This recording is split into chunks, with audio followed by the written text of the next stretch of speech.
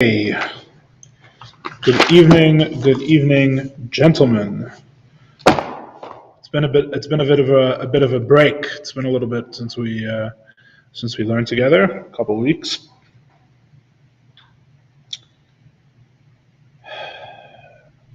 We are in the middle of the third chapter of Tanya. We're entering what should be the final stretch of the third chapter of Tanya. In other words, I anticipate maybe one or two classes after this one, reading heavy classes in which we try and finish out chapter 3. Chapter 3, of course, as a reminder, is about the 10 faculties of the godly soul. Chapter 2 said the godly soul is literally a piece of God above. It's the divine I am. It is literally the spark of God that is within each and every Jew. Chapter 3 is about, okay, but what does that soul do? Or more specifically, how can that soul do? Because the spark of God, that doesn't really explain anything. A piece of God above means something that's completely simple. So how does such a soul have any interaction? Does such a soul have any effect on the reality around it? Does it have anything other than just what it is? And the answer is yes. The soul is created with 10 faculties as a fundamental structure, which derive from and reflect the 10 holy spheres, which are the 10 divine traits as described in Kabbalah. And as we've been explaining now for some number of classes, the function really of the 10 traits is the soul's self-construction relative to the other, right?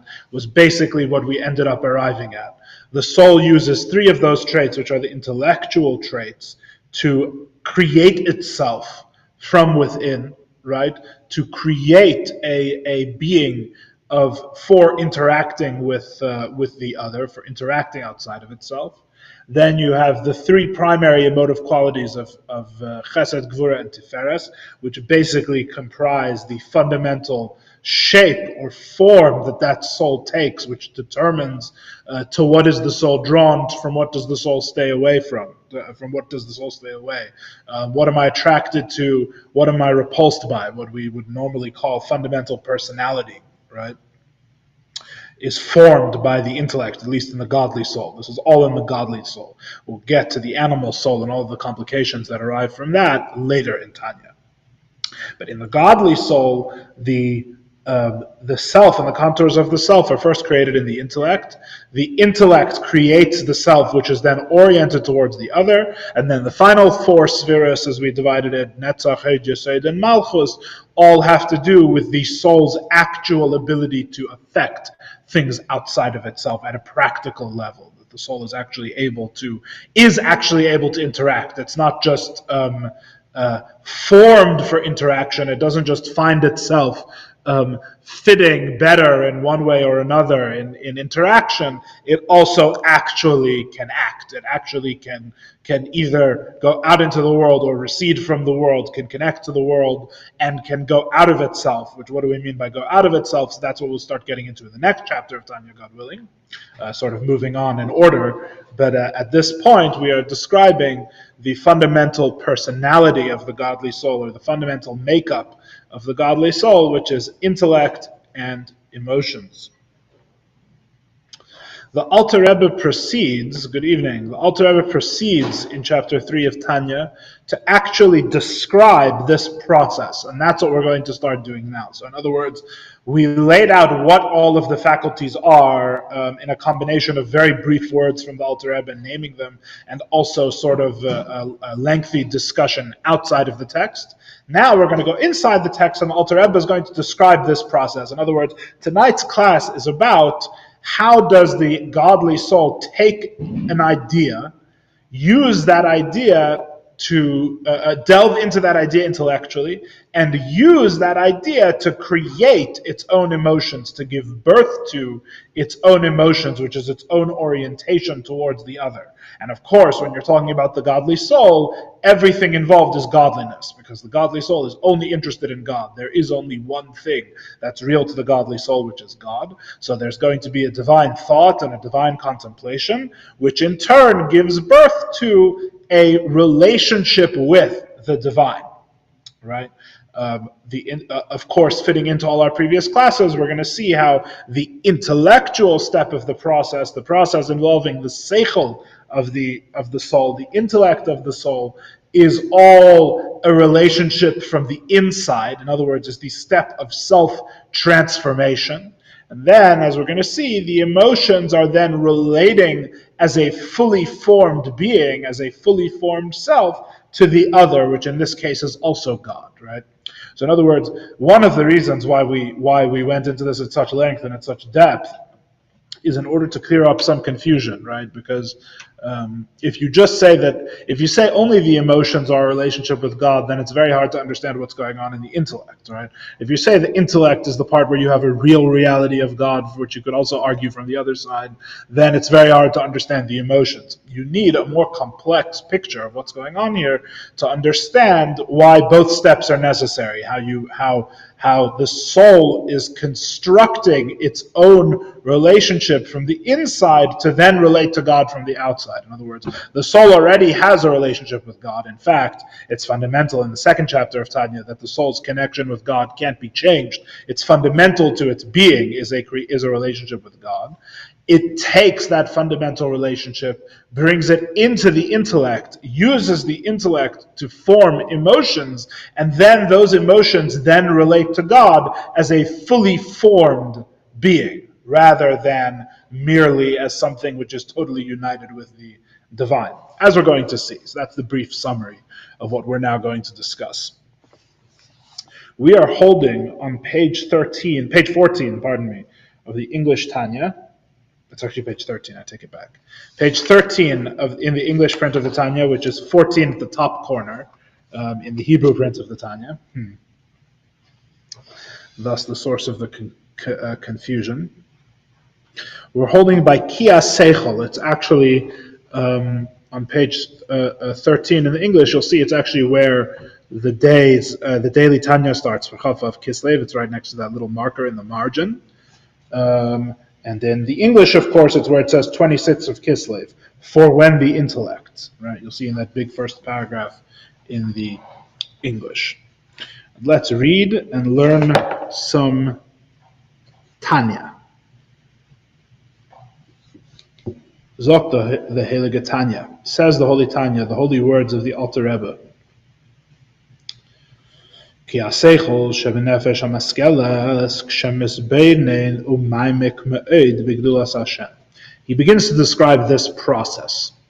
He says, the intellect in the thinking soul, which for our purposes means the godly soul, we're only talking about the godly soul in this chapter. The intellect of the thinking soul, when it contemplates and thinks very deeply upon the greatness of God. So, here we have actually the two steps of the intellect, right? You have the first half of this phrase, which says the intellect and the thinking soul, seichel and maskeles, usually means chachma in Chassidus. You have the first step of intellect. The soul thinks, kshemis beinen, but then it contemplates, and contemplation is from bina, is the second step of intellect. Umaymek ma'od, further bina, it thinks very deeply about the greatness of God, right? So you actually have both chachma and bina, right, about the greatness of God. So our example here is Gdulas Hashem, is the greatness of God. What does the godly soul think about? It thinks about the greatness of God, because its only interest, really, the only thing it thinks about is godly things. So one of the things it would think about is the greatness of God.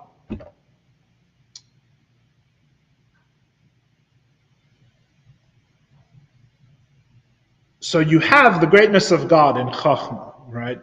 Now, you may be thinking the million-dollar question: how does this idea of the greatness of God arrive at Chachma in the first place? How does it become an idea? How does it become intellect in the first place? Which is really, in a way, beyond our pay grade. That's something that is skipped over here in Tanya. But suffice it to say, this Chachma, this profound, intuitive insight into godliness, which last time we actually said is sometimes more easily described as faith than actual intellect. This knowledge of God comes from within the soul itself. In other words, the soul, by dint of its inherent, what we would call in philosophy a big word, its ontological connection to God, which means from the fact that the soul is godly, is united with God literally in a profound sense, the way that two things are actually united, right? In other words, they're not united just because one is thinking about the other. The soul, as we said in the second chapter of Tanya, is literally a piece of God. It's in unity with God. That unity, long story short, there's much more we could say about this, but that unity gives birth to Chachma. It allows the soul to have what we may very, very unrigorously call a conscious idea of God. In other words, the soul has an awareness of some kind of its inherent connection to God. This is all in the godly soul. The soul has an awareness, becomes aware of its inherent connection to God. In Chassidus, we say that the source of Chachma is not really knowable in itself, right? You only know it by the results. And this is the sense in which ideas simply fall into our head, right? And we get the sense that they fall, that they arrive fully formed from somewhere else. That's why the metaphor we use is the idea falls in your head, right? But that means that idea existed as it is somewhere else that we can never see. We never see the factory. We never see the place that it comes from, right? This is part of this profound idea, and is spoken about at great length in Chassidus elsewhere. It's called the Keach HaMaskil, the source of Chachma, and that has to do with the soul's direct connection with godliness. So the soul's direct connection with godliness produces a chachma, produces a seichel, right? Which is an awareness of some kind of godliness, an awareness of the idea of God's greatness. However, chachma is not enough, right? Assuming the goal is to produce an emotion, because that's the process we're discussing, right? We're discussing how does the soul have an emotion about God. Maybe we'll discuss why that should even be a goal is a good question. Maybe we'll discuss that in a moment, right? Assuming that the goal is that the soul should have an emotion about God, in this case it's going to be the emotion of fear of God. Having the idea simply in Chachma is not enough, right? Chachma is like faith. The famous example of the Alter Rebbe of faith, right? Of having the idea of God merely in the Chachma. Right, the famous example of the Alter Rebbe, which is taken from the Ein Yaakov, the stories of the Talmud, is the Ganva Aful Machtarta Rachmana Karya, which means the thief, as he is digging into the house to rob it, prays to God for success. Right, and of course, the point of this illustration is that this person has faith. He believes that God will help him be more successful in this thing, even though simultaneously he is going against the will of God, right? So does he believe in God or doesn't he believe in God? And the answer is he believes in God. This is what belief in God by itself looks like, right? It doesn't have to make sense, because as we were saying before, right, at the level of Chachma we're talking about, it's a reflection of a fundamental connection, right?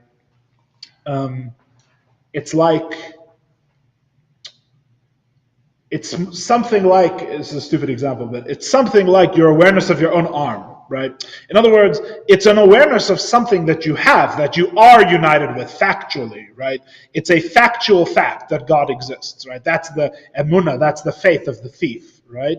However, the being of the thief, in terms of his behavior, in terms of how he relates, how he acts in the world, is totally untransformed by this reality and unaffected by this reality, because faith is, it's just a fact, right? In other words, in a strange way, things that are just facts don't necessarily have to make an impact on us, even as we're recognizing that they're factual, right? In other words, even as I'm acknowledging the reality of God, right, the acknowledgement of that reality, the awareness of that reality need not change my behavior at all, right? Because He's God, I'm me, right? We are created and made in such a way that we have our own internal reality, in which God does not interfere in this way, where He forces that reality to be one way or another, right?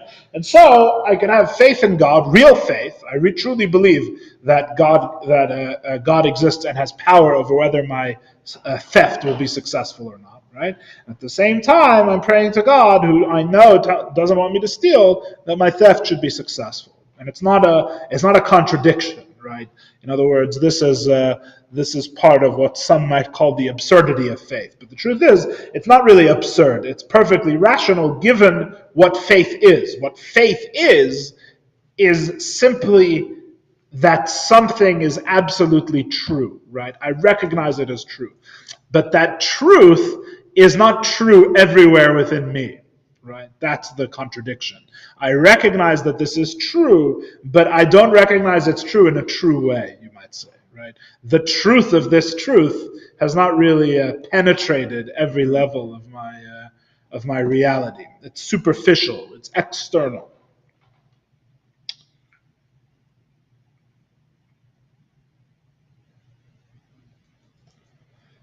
Another example of having chachma with no bina, by the way, you could say, for example, is the Torah shebechsav, the written Torah, the written law, versus the oral law, right? The written law is like the Sefer Torah that's in the Ark that we read on Shabbos, right? Monday and Thursday and Shabbos.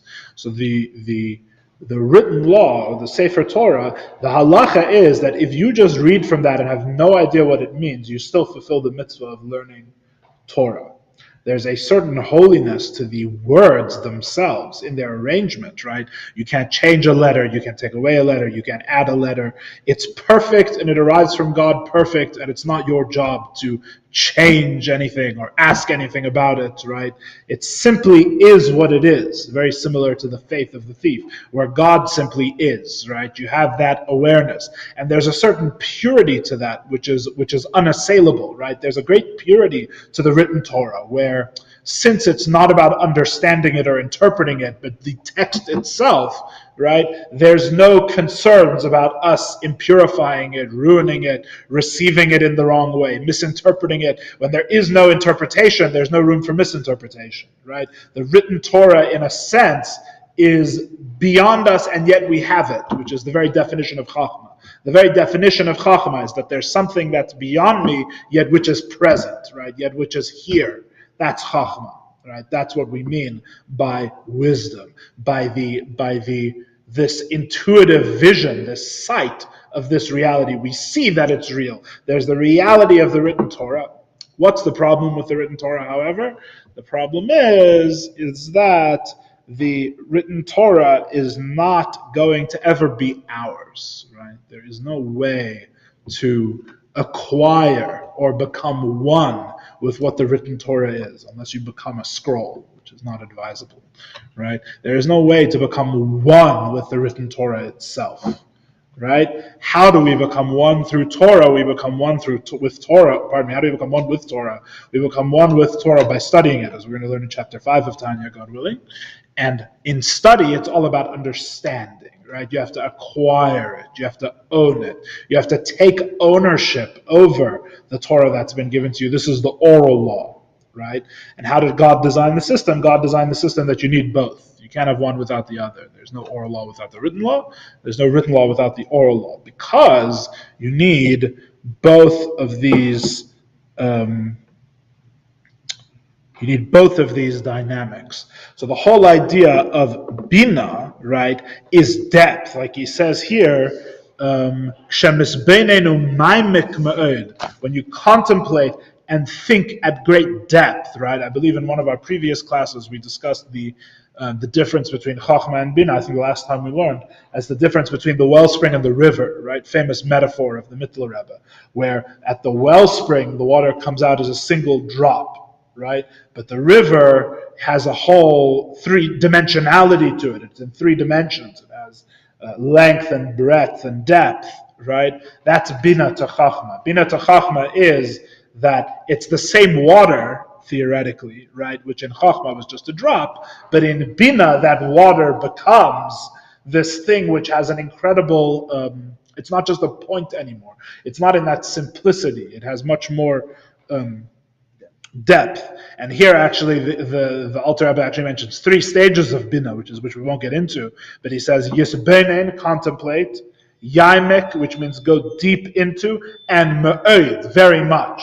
He says, right? There's actually three levels, three progressive levels of Bina.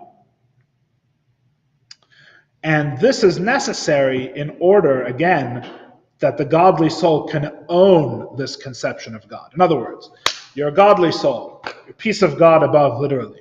This relationship, this fact, this reality, right, you become aware of. Right? That reality is delivered to you in the form of Chachma, which is a profound type of awareness. I'm using the word awareness very loosely, right?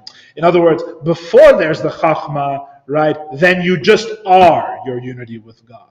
Now that there's a Chachma, there is some kind of awareness of that unity. You understand the distinction? Before Chachma, this is simply what you are. It's not distinct from the very self. Now that there's a Chachma, right, there is some kind of embodiment in a very subtle way, right? There's some kind of awareness of this reality, which is itself a descent, by the way, which is itself a step down from the inherent unity. The inherent unity, which is beyond even perception, is even higher, right? Then that comes down into Chachma, into some kind of awareness, right?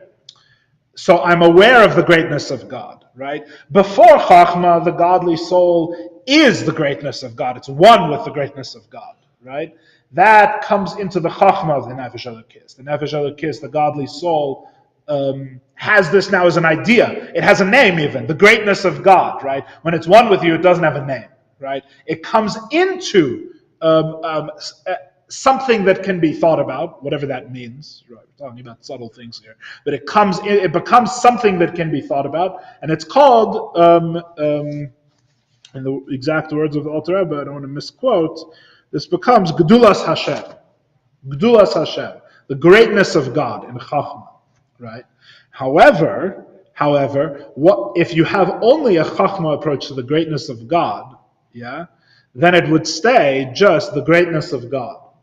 And all you would have is the greatness of God. You have an awareness of this thing, right? In other words, when it's in Chachma, it's not just the words. You have to remember, words are an external expression of Malchus, the lowest of the spheres. When it's in Chachma, the greatness of God is not just words. You have an idea of it, a profound idea of it, which is compared in Chassidus to seeing it. You see the greatness of God. There's this, what I keep calling the awareness, right? You have this awareness of this reality. However, while that reality that you're aware of, when you see the truth of it, is very pure like the written Torah, right? It's pure because it is what it is, and you can't ruin it because you're not interpreting it. It just is, right? It is this thing that you see. The problem is with this thing that just is. The problem is with this thing that you see, that cannot be transformed into an emotion. That cannot be made into a way of relating. Why? The truth is because it's too high, it's too lofty. A different way of saying it is, it's because it's completely beyond you, right? You have no real appreciation for this thing. The process of appreciation, I would argue, is a bina process. The process of coming to appreciate something requires bina. When I was preparing this class, I thought of a few examples. One example from my own life is that when we were in high school, we used to talk about who is the fastest guitarist in the world. the fastest, the best, the greatest guitarist. And this one would say this heavy metal guitarist, and this one would say the other heavy metal guitar. Anyway, it turns out that in the end, the flamenco guitarists are much faster than even the heavy metal guitarists, much faster, the flamenco guitarists. But this is a very childish way of looking at guitarists. Why? Because at the end of the day, you're going to arrive at your simple answer, who is the fastest guitar player in the world. And you will have learned, and you will have gained, and you will have appreciated very little, right? You're quantifying something that is qualitative in order to understand it, in order to feel like you have a better grasp on it, right? In other words, you're seeking an extreme of a qualitative experience, right? And you're trying to max it out in a quantitative way, which is very simple-minded, right? To try and, in other words, if I just add more speed to the guitar playing, that will somehow let me grasp, let me hold this thing which I like so much. But in the end, it doesn't really let you grasp anything. You're just adding more of the thing that you're talking about, right? There's no appreciation. You're just adding in quantity. You understand what I'm saying? It's an interesting example, right? It's a bit of a weird example, but that's what came to my mind, right? Another example is people who are very into world records, right? In something that could be an art, right? Like, I don't know, the most, who bounced the basketball the most times in 24 hours, right? That person is not the world's greatest basketball player. However, people who like the Guinness Book of World Records and like the concept of a world record don't care about that, because it's a similar idea.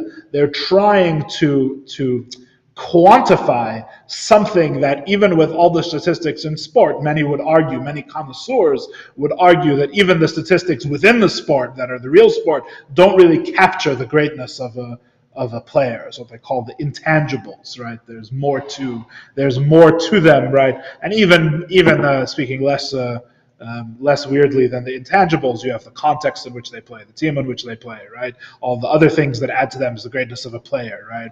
So someone who really understands, a great basketball player, they're not using the same part of their mind as the person who's trying to figure out who can bounce a basketball the most times in 24 hours, right? It's a totally different type of thing. And I guess the argument I'm making with this weird metaphor is that there's a certain purity to the person who's looking for the fastest guitar player or the most times that a person bounced a basketball in 24 hours, right? Because there's a certain purity to it because you're not having to get your own opinion involved, right? It's an objective fact. That's what's pleasing about it. What's pleasing about the quantification and adding the number to it, right, is that I can say, this is the actual fact of the matter. Listen to how fast he's playing. Look, all these people saw him bounce the basketball that many times. It's real. It has a solidity, right? I'm looking to see the truth of it without ruining it by descending into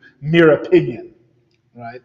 However, as everyone that has opinions would tell you, which is among the Jews is more than the number of Jews. There's no true appreciation in it. There's no true appreciation in it. Your desire to seek an objective edge to something that's qualitative, your desire to find to make it a fact that you can see, that you can hold on to, that's solid, right? That desire simultaneously drains it of all the things that everyone appreciates about it, right? You can't have both. You can either see the fact and remain silent, or you can depart from objectivity and begin speaking, right? Those are the two options. Written Torah, oral Torah. Torah shebichsav, Torah shebal peh. See the difference? In yeshiva, by the way, there's a similar dynamic of the people that seek the fastest guitar player, because there's always a guy in every yeshiva who, when you're singing a nigun at the farbrengen, he wants to speed it up, right? He always wants to speed up the nigun. He wants to speed up the song. Why? Not just because the Rebbe would speed up the nigunim, although that's his excuse every time. He wants to speed it up because at a greater speed, it feels more It feels like it has more energy to it, right? But real people who appreciate nigunim, the real nigunim connoisseurs, would tell you this ruins the whole thing. You can't, if you're speeding it up, you can't go into the depth of it, right? You're missing the whole point. You're trying to find like an objective, like, look how much of this nigun we sang, right? Where what you should really be doing is you could sing a nigun very slowly and very, you can only sing it one time, right? But if you really appreciate these things, you can go deeper and deeper and deeper into it. You can find all the richness of it. True aficionados and connoisseurs use bina, right? They get involved. They get their hands dirty. They're willing not just to look at the objective fact of the matter, right? But to go into how does this thing work.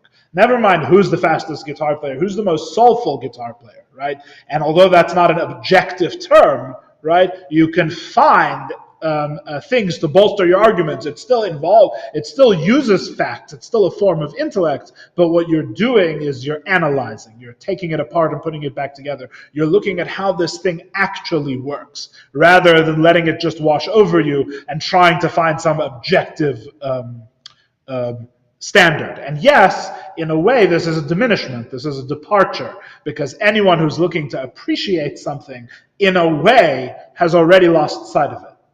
Right? Because once you're involved trying to appreciate it, you don't have the thing in its purity. In a way, that kid who was looking for the fastest guitar player, in a way, had a purer form of the thing, even though he was much less one with it. Guitar mattered much less to him than it did to you, right? And that's why you're looking for the depth.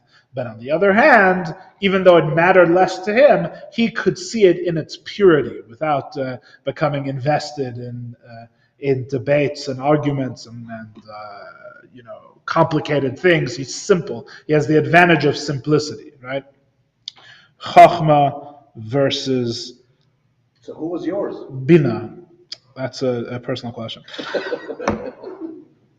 Bina can go too far in the opposite direction, of course, right? In other words, we've all met people who, in their passion for bina, totally lose sight of chachma, right? In other words, they totally lose sight of the actual reality that their bina is supposed to be, that their analysis and appreciation and contemplation is supposed to be deepening. They get so lost in their own understanding of the thing that all that's left is their own understanding. They can't even see the actual thing for itself anymore. Which is why in Chassidus, when you get to those Maimarim, it describes that Chachma and Bina work as like a two-step. They work with each other constantly. It's not just a one-time process. Chachma produces Bina. Bina works on Chachma, but then Chachma has to constantly be returned to refine Bina. In the same way that the oral law is constantly based on the written law. The Torah Sheba'al Peh is constantly referencing and pinned down and pinned to reality by the Torah Shebichsav, right? The written Torah and the verses must be used to ground the oral law, and to give it its reality, right? To keep it real. If you get too far afield, if you make too many lines of Talmudic reasoning, you'll start saying things which contradict an explicit verse, and then we know you've gone wrong, right? You have to go back. Your bina has run away from your chachma, right?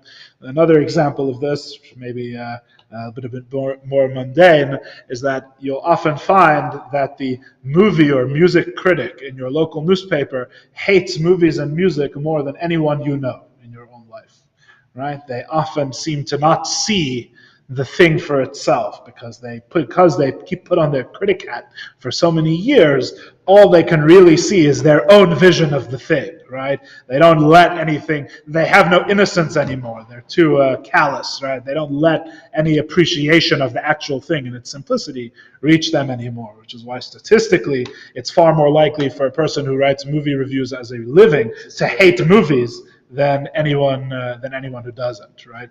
So that's getting lost in bina. That's when bina becomes opaque and dead, because it doesn't have anymore the transparency to Chachma. So when they're working properly, the two of them work together. Bina receives from Chachma and is willing to be directed by Chachma, and Chachma finds itself embodied and grounded and allows itself to be digested and internalized through Bina, right?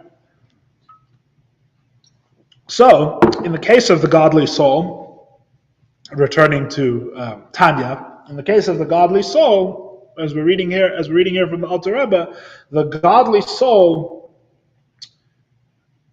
perceives Gedulas Hashem, the greatness of God, right? But you can't just have the thing that you see, right? It's not enough. In order to produce the emotion, in order to have a true appreciation, right, you have to internalize it. You have to be a connoisseur. You have to say, but what about the types of greatness of God? What about the internal dynamics of the greatness of God? What is it that makes God great? I see the truth of it. That's Chachma, right? But what is it that I'm seeing, right? That first there's seeing it, and then there's really, Chassidus would say there's hearing what you see. Bina is connected with hearing, right? There's seeing it, and then there's really hearing. In other words, really internalizing what it is that you've encountered and what it is that you've seen. And that's why the Alter Rebbe, in his next words, continues and he says 3 levels of this contemplation. Because once you go into Bina, right, in Chachma there's no levels. There's just the greatness of God that you see. It's simple, right? In Bina, you start to open out. What do you mean by the greatness of God? The Alter Rebbe continues. He says, and last word of the line, Eich hu mamale kol almin v'sevev kol almin. How God surrounds all, is within all worlds and surrounds all worlds. V'kula kamei kalei chashiv, and everything before Him is as naught, is as nothing. Right? These 3 things: mamale kol almin, fills all worlds. Sevev kol almin, he translates encompasses all worlds, which is a good translation. The kula kamei kalei chashiv. Everything is before Him as nothing. Everything before Him is as nothing. These 3 phrases come from the Zohar. These 3 are Kabbalistic phrases. And into these 3 categories fall every contemplation of the greatness of God. Each one of the categories may have an infinite number of levels and gradations, right? But within, but the broader idea of contemplating God's greatness is divided into these 3 types. There's 3 fundamental contemplations of God's greatness. And when a person is bina, when a person is a connoisseur, right, you might meet a simple person about the greatness of God, right, who says, what do you mean God is great? Then you say, well, what do you mean by that? And they say, stupid question. God is great, right? It's a simple truth, right? But that person's not a connoisseur. That's a person looking for the fastest guitarist in the world, right? The godly soul wants to be a connoisseur because the godly soul wants to have an emotional relationship with God, which means a relationship of appreciation. And therefore, to be a connoisseur, God's greatness is given levels. It's given dimensionality. That's why my Marim in Chabad aren't a paragraph long after Peterburg, after the Alter Rebbe was released from prison, and the real program of Chabad began. The discourses are much longer than that. In the discourses, there's always levels, there's always aspects, there's always this dimensionality that we're discussing, right? It doesn't just tell you the idea itself in the form of a nakuda, in the form of a point, as you often see from the Baal Shem Tov, whose ideas are incredibly terse, right? In the Alter Rebbe, that point is opened up, and then in the Mamarim of the Mittler Rebbe, they're opened up incommensurately more, right? So it begins as a point in the Baal Shem Tov, and in the Alter Rebbe, in the Baal Shem Tov you have 2 sentences, in the Alter Rebbe you have 2 pages, and in the Mittler Rebbe you have 50 pages, right? Of the same thing. It's all opening it up, getting into, as a connoisseur, really appreciating the thing that you're seeing. So you have these 3 levels, right? What are the 3 levels? Mamale comes from the Hebrew word male. Male means full, right? You say kli male, means a full vessel, full, right? It's something full, fullness. The mamale kol almin means that aspect of the divine light, that aspect of godliness, which fills all worlds, right? The philosophical term is divine immanence, right? The immanence of God, God's presence within all things. And when we say within, we mean in terms of those things. In other words, there's a divine presence within the table that is different than the divine presence that's within the cup, right? The two things are, God is within them in the earthly sense of the word within, in the sense of he is expressed in them in their own terms, right? Everything has and everything has within it, and everything is, as we learned when we learned Shar Yichud V'Emunah, which, by the way, as you may have noticed, is the daily Tanya we're learning now, everything has a spark of the divine. Everything has godliness within it, and in fact, everything is nothing other than the godliness which speaks to it and makes it what it is, right? This is what it says in the Midrash, a statement that really, on contemplation, I don't even know what this statement was meant to have meant without Kabbalah and Chassidus, honestly. But the Midrash famously says, and there's a Gemara which says similar, that Ma haneshama mamalei asa guf, af HaKadosh Baruch Hu mamalei asa ilam, right? Or malei asa ilam. Pardon me for my quotation, which is imprecise. But just as the soul fills the body, God fills the world, right? Now, if you think that this is the be-all and end-all of God in Judaism, you have a serious problem, right? Because if you say that God fills the world and that's it, God is in the world like the soul is in the body, you get very idolatrous beliefs, right? If you take that as the be-all and end-all in the most literal statement. Nevertheless, Midrash says it, which is interesting because you have a seemingly, to those who wouldn't understand it, to those who would misinterpret it, a quasi-idolatrous midrash, God forbid, right? Describing God as being the soul of the world, right? That meaning God is within the world. God is simply the force within the universe, which we in Judaism don't believe at all. We believe God precedes the universe and creates the universe. That's why we're not idolaters, ultimately. And thus, what this is really referring to, Chassidus would tell you, is it's not referring to God in general. It's referring to this aspect of the divine light, which is called Mamale Kolam, and the divine immanence, godliness within all things. Everything is godly just by being exactly what it is, right? Mamale Kolam. God limits his expression to such an extent that it's able to manifest and be according to the needs of each creation, right? There is godliness which is so contracted and so limited that it manifests as the qualities of this cup, right? This is the famous example of the Alter Rebbe from Torah that I bring many, many times in this class, that the sweetness of the apple derives from Chesed of Atzilus, right? The quality of the thing, of each thing, all its qualities are manifestations of godliness that has become extremely contracted and lowered down to relate to the finite world. A different way of saying this, which comes from the Holy Avedis HaKodesh ultimately, is that godliness is so infinite that it can manifest even in the lowest place, right? Which is a very radical Kabbalistic idea. We don't have time to get into this whole thing about the different definitions and conceptions of infinity, but suffice it to say, this is a radically Kabbalistic idea. Until the Kabbalah arrived, I don't know if this idea was really present or was revealed. I don't know if this idea was widely known within Judaism, that because he is so infinite, so he has infinite power in the finite, right? It's part of him being infinite that he can manifest himself and speak to even a speck of dust. And there's godliness, as we would say in Shar Yichud V'Emunah, there's a specific divine word which is creating even the speck of dust, right? That's Mamale Kolam, which is that God took his infinite reality and made it into a single word that describes even the speck of dust, and even smaller, and even lesser, right? Where do we talk about where do we talk about Mamale Kolam? And every day we talk about it in Psukei de Zimra. Psukei de Zimra is the classic place between Baruch She'amar and Yishtabach and Shacharis, right? Those Tehillim, those Psalms are all contemplations in Chassidus on Mamale Kolam.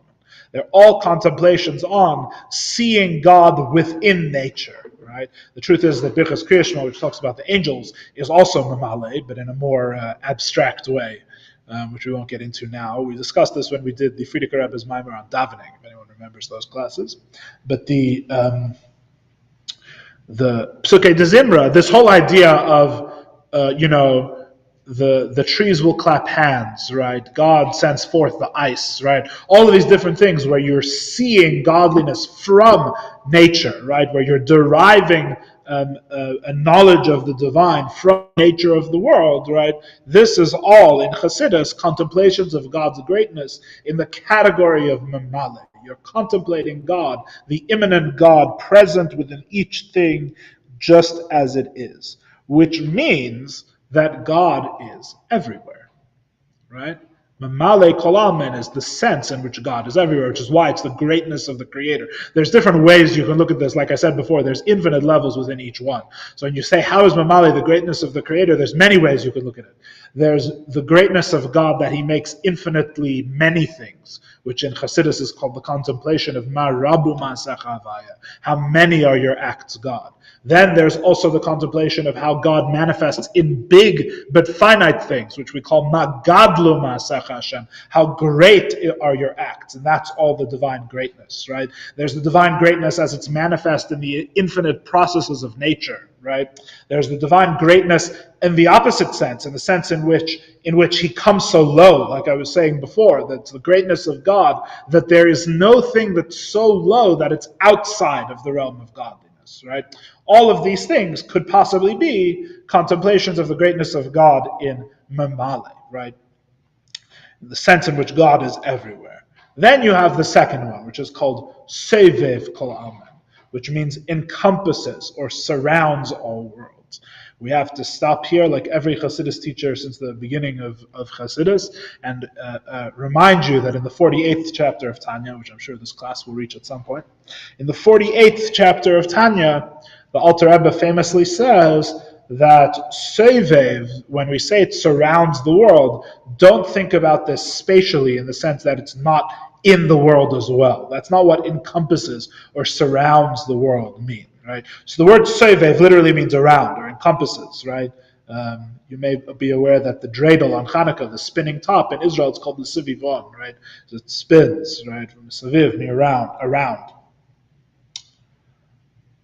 But when we say God is around the world, encompassing the world in this sense, we really also mean God is everywhere. This is an important thing to keep in mind. I don't know if you'll remember it in the future, but if you take one thing away from tonight's class, this will be very helpful in your future learning of Chassidus. You have to get it in your head, and it's difficult sometimes. You have to get it in your head that both Mamale and Sevev mean God is everywhere. Both of them do. But they mean it in a different sense, right? They mean it in two different ways. Mamale means God is everywhere because every single possible thing is godly. God is manifest in every detail of everything that exists. That's Mamale. Sevev is that God is everywhere inherently, not in terms of the creation. Sevev is the infinite expression of God, not the expression that's contracted within each reality in its own terms, but the general expression of God, the infinite expression of God. He is everywhere inherently on his own terms. In other words, in Mamale, when you say, why is God everywhere? You say, because there's nothing to which God cannot speak. There is no reality which is not a divine reality. In Sevev, when you say God is everywhere, what you mean is, how could he not be everywhere? He's infinite. Totally different sense of God is everywhere in Sevev. He's everywhere because he's inherently everywhere. That's what God means. That's what godliness means. Godliness means that there's no limit to it, right? There's nowhere that you would say is not godliness isn't, right? Godliness is everywhere. We're within Sevev Kol Almin right now. Sevev Kol Almin is everywhere, right? Why is it that I perceive Mamale Kol Almin? Because I perceive the blackness of my mug, which I know derives from a sphere or a combination of spheres. So in other words, I'm perceiving a manifestation of godliness, whereas the presence of Sevev I do not perceive. The answer is because Sevev does not manifest, does not come down to express itself as a finite reality, right? So mamale maybe can be perceived or at least derived from the physical world, right? Its presence can be derived, its knowledge of it can be derived. Sevev is not, a better way to think of Sevev is not the quality of any particular thing. Sevev is the godliness which produces the one thing that all things have in common, which is that they exist. Right? Sevev makes things exist. That's the presence of Sevev. The presence of Sevev in our reality primarily is the fact that everything exists. Right? A different way of saying it is that Sevev is what creates Yesh Ma'ayin. It's what brings the world into being, something from nothing. Because you require an infinite power to cross the gap from nothingness to something, right? To create without any potential, to cross that gap, to make that leap, right? You need an infinite power.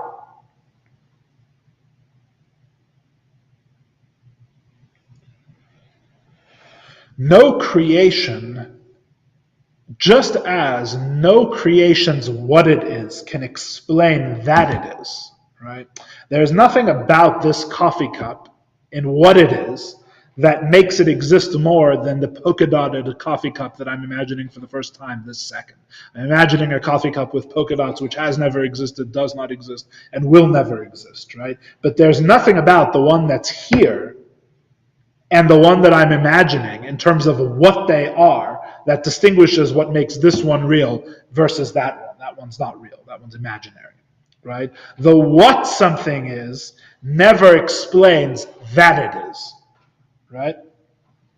Similarly, that's just a metaphor. Similarly, no creation can grasp Sevev Kolaman. Nothing that there is no idea, there is no what it is, there is no qualitative appreciation that is possible of Sevev Kolaman, of the infinitude of God. In other words, to put it maybe, I don't know if this is more simply, but to appreciate Sevev Kolaman is like to appreciate the quality of existence itself, which you cannot do because all appreciation assumes existence.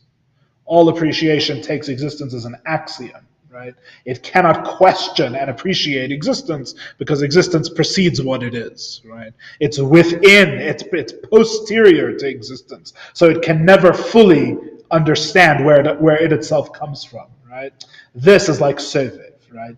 A different way of putting it, yet another way of putting it, is that Mamale is appreciating God through nature. Sevev is appreciating God through what nature isn't. Right?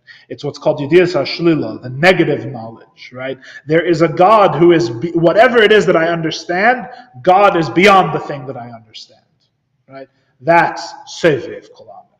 A different way of putting it, yet another way of putting it, is that Mamale is God as he's known in nature. Sevev is God as he's known in miracles, right? Because miracles mean the negation of nature. Right? The breaking of the limitations of nature. So when you have a miraculous experience, and you have the experience of, what's the miraculous experience if you think about it, right? If you think about it. If you show the miraculous experience, by the way, and you even see this in the Torah itself, this is a side note that I didn't even put in my notes. If you show a miracle to someone that has no appreciation of God, it doesn't help anything, usually. Right. There are exceptions, but those exceptions are usually irrational. In other words, the person changes in no way that can really be explained. Right. In other words, you sometimes meet people who say, "I don't believe in God. If He would just show Himself to me, I would believe in Him." Right. And the response is, "No, you would not. That is a lie. That is not true." Right. God could show Himself to you directly, and you would absolutely not have to believe in Him. Absolutely not the case. Even in the Torah, you see how the Jews in the desert, right, despite seeing open miracles at a level and in a way, and even experiencing prophecy in a way that's totally beyond anything we have experience with at all, right, it still didn't really help. It still didn't really fix the fundamental issues. Why?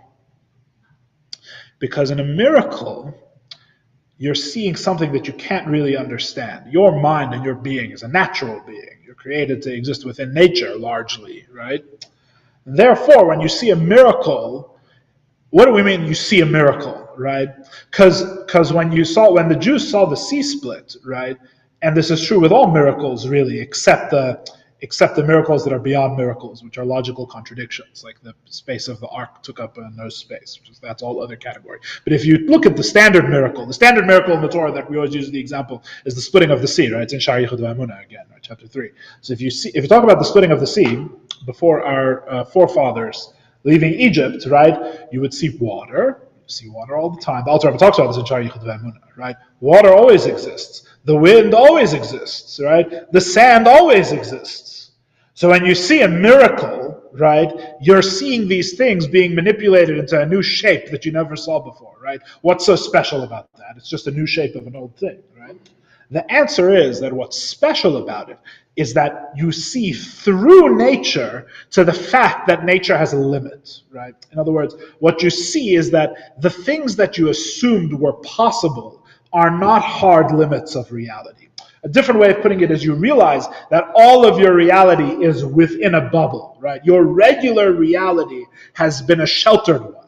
You believe that things behave in a certain way. Water lies down. It doesn't stand up like a wall that you could walk through, right, on dry land. And then you encounter something that shows that your assumptions about what was possible totally breaks that were totally false. Your assumptions were totally limited, right? But you don't see God Himself, which is why Seviv Kolaman is not the final level. There's only 2 levels. In the miracle, you don't see God Himself, right? What you see is a lack of nature. That's really what you see, right? In other words, God is showing you the source of nature, or that from which nature comes, right? He's showing you that Mamale really operates only within the realm of Sevev. The things that you thought were the qualitative limitations of reality, right? That the cup remains a cup and the water remains water. Everything does what it's supposed to do, right? All of that is conditional. All of that is maybe not. If God doesn't want, maybe not, right?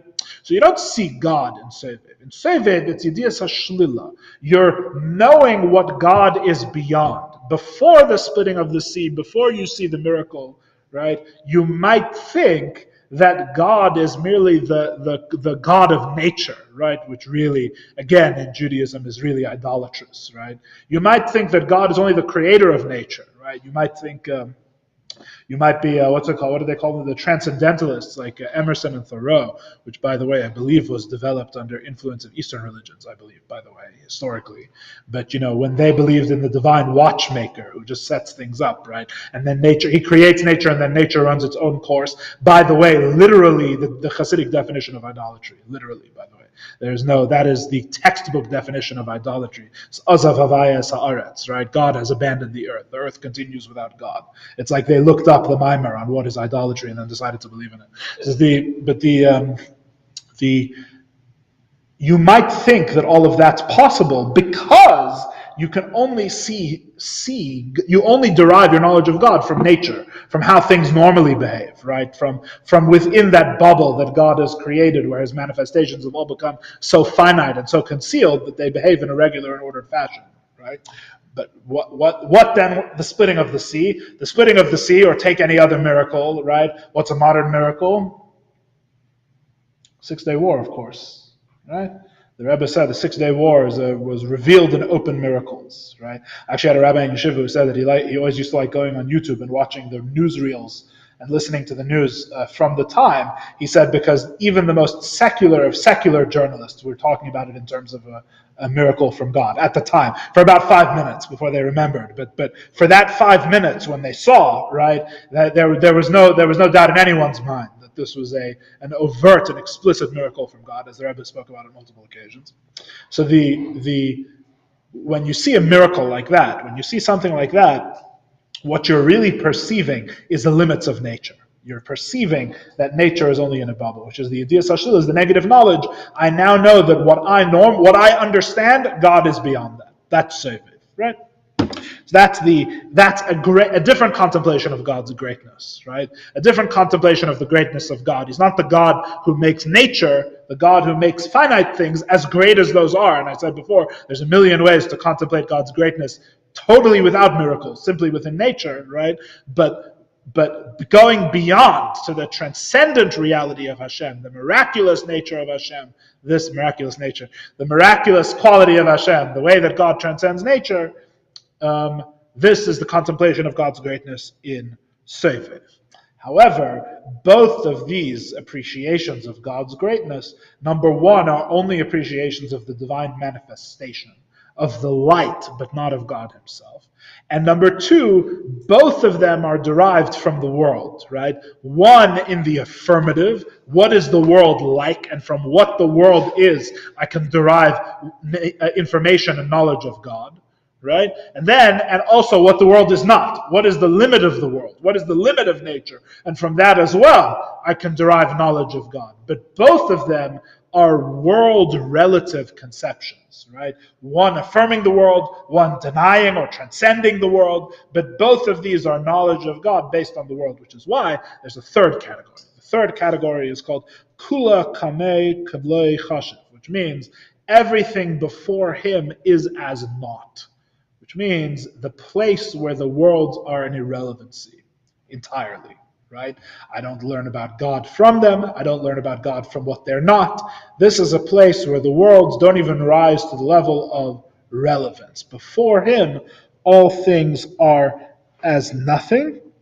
This is the reality of God beyond his light. This is the reality of God beyond what we would say the process of creating worlds. Mamale and Sevev are both part of the process of creation, right? One in a more immanent way, one in a more transcendent way, one in a more qualitative way, one in a more yesh ma'ayin or ex nihilo way.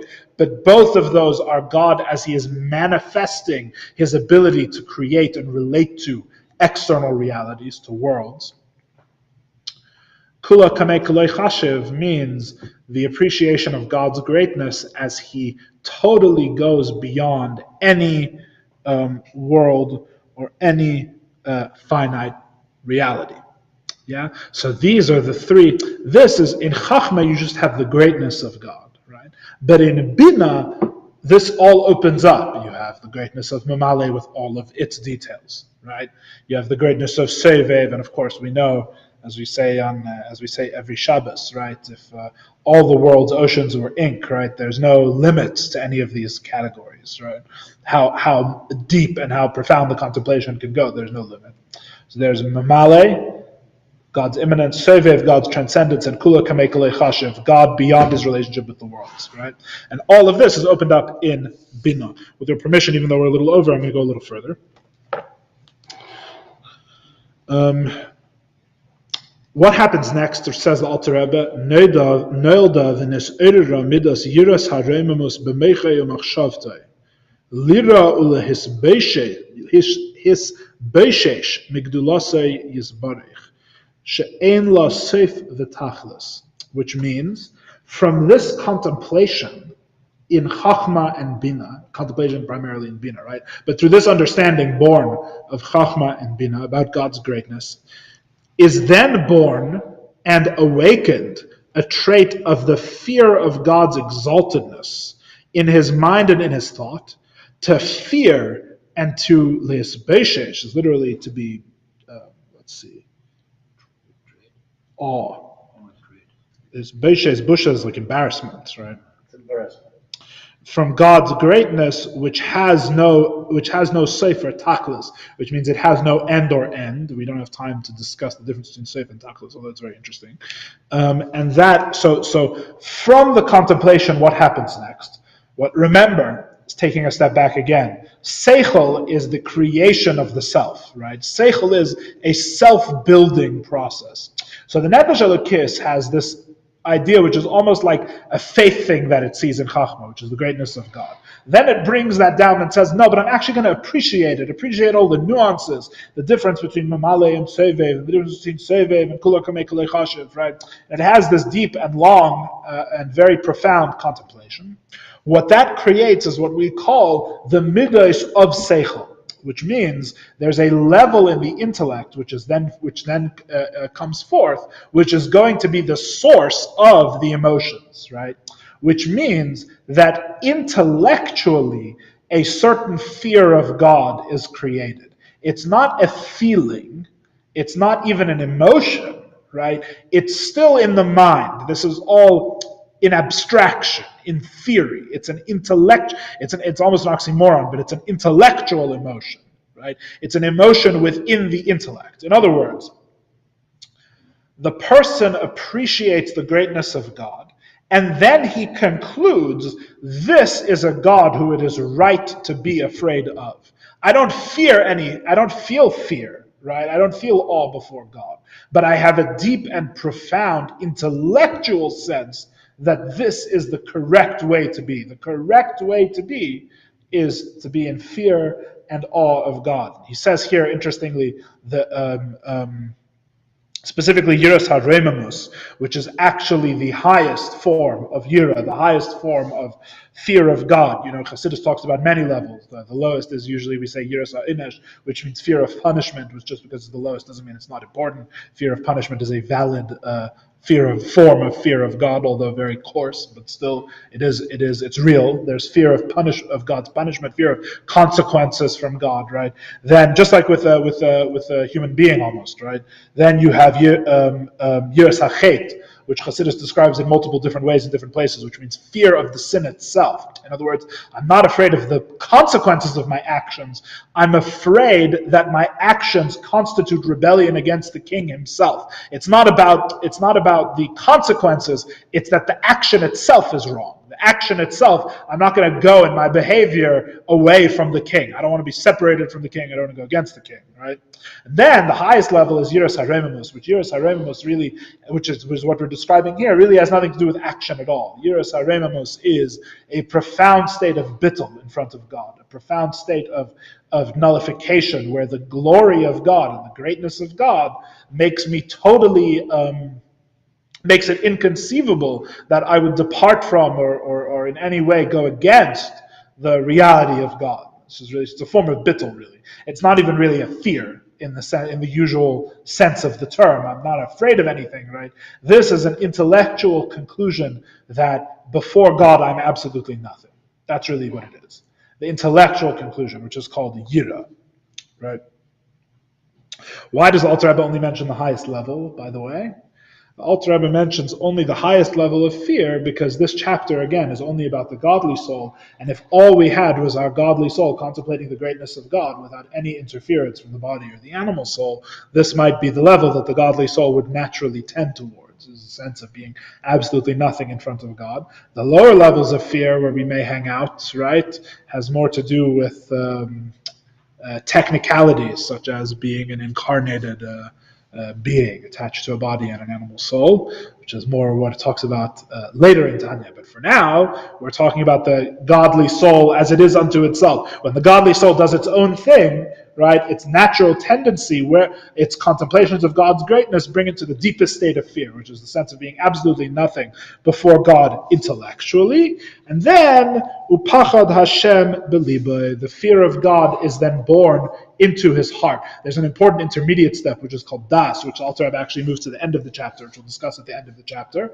right? There's a third intellectual step, which is called das, which means that that's what allows the abstraction of intellect to become the emotion, which basically means, like we discussed when we discussed the 10 spheres, right? Das is that you and God share a reality, right? In other words, this isn't just an abstraction. This is real.